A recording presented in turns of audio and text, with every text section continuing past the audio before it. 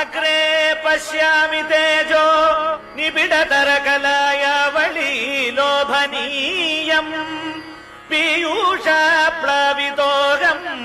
तदनु तदुदरे दिव्यकैशोरवेशम् तारुण्यारम्भरम्यम् परमसुखरसास्वादरोमाञ्चिताङ्गैः आवीतम् नारदाद्यैः विलसदुपनिषत् सुन्दरी मण्डलैश्च नीलाभम् कुञ्चिताग्रम् घनममलतरम् संयतम् चारुभङ्ग्या रत्नोत्तम् साभिरामम् वलयितमुदयच्चन्द्रकैः पिञ्छजालैः मन्दारस्रन्निवीतम् तव पृथुकबरीभारमालोकयेऽहम् स्निग्धश्वेतोर्ध्वपुण्ड्रामपि च सुललिताम् बालबालेन्दुवीथीम् हृद्यम् पूर्णानुकम्पार्णव मृदुलहरी चञ्चलभ्रूविलासैः आनीलस्निग्धपक्ष्मावलिपरिलसितम् नेत्रयुग्मम् विभोते सान्द्रच्छायम् विशालारुण कमलदलाकारमामुग्धतारम् कारुण्यालोकलीला शिशिरितभुवनम् क्षिप्यताम् मय्यनाथे उत्तुङ्गोल्लासिनासम् हरिमणिमुकुर प्रोलसद्गण्डपाळि व्यालोलत्कर्णपाशाञ्चित मकरमणिकुण्डल द्वन्द्वदीप्रम् उन्मीलद्दन्तपन्ति स्फुरदरुणधर छाय बिम्बाधरान्तः प्रीतिप्रस्यल्दि मन्दस्मित मधुरतरम् वक्त्रमुद्भासताम् मे बाहुद्वन्द्वेन रत्नोज्ज्वल वलयभृता शोणपाणि प्रवाळेन उपाताम् वेणुनाळीम् प्रसृत नखमयूखाम् गुळीसङ्गशाराम् कृत्वा वक्त्रारविन्दे सुमधुर विकसद्रागमुद्भाव्यमानैः शब्द ब्रह्मामृतैस्त्वम् शिशिरित भुवनैः सिञ्च मे कर्णवीथीम् उत्सर्पत्कौस्तुभश्रीतदिभिररुणितम् कोमलम् कण्ठदेशम् वक्षश्रीवत्सरम्यम् तरलतरसमुद्दीप्रहारप्रतानम् नानावर्णप्रसूनावळि किसलयिनीम् वन्यमालाम् विलोलल्लोलम्बाम् लम्बमानाम् उरसि तव तथा भावये रत्नमालाम्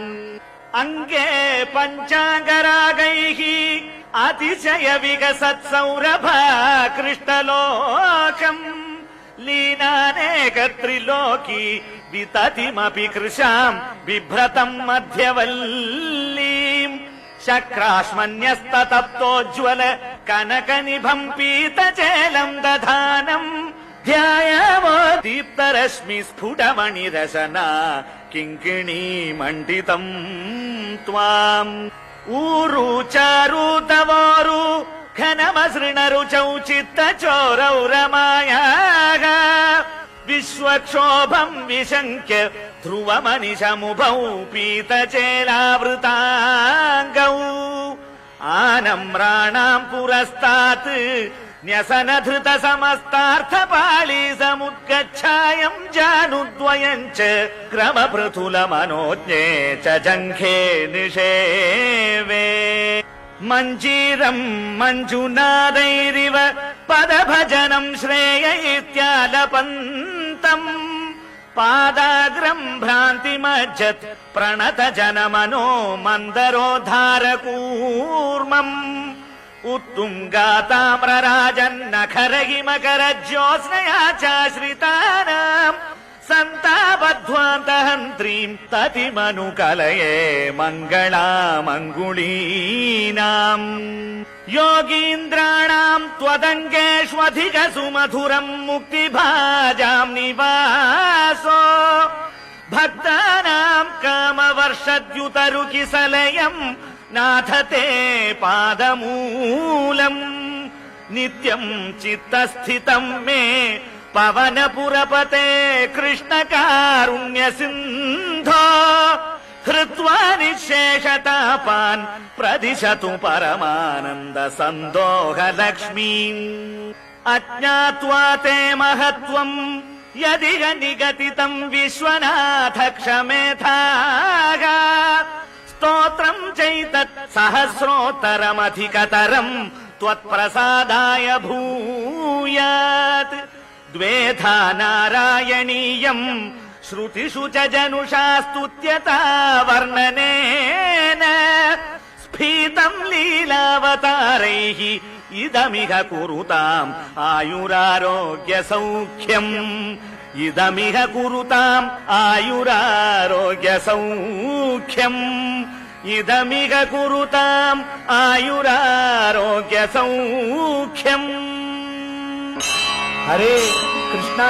ಗುರುವಾಯೂರಪ್ಪ ನಾರಾಯಣ ನಾರಾಯಣ ನಾರಾಯಣ ನಾರಾಯಣ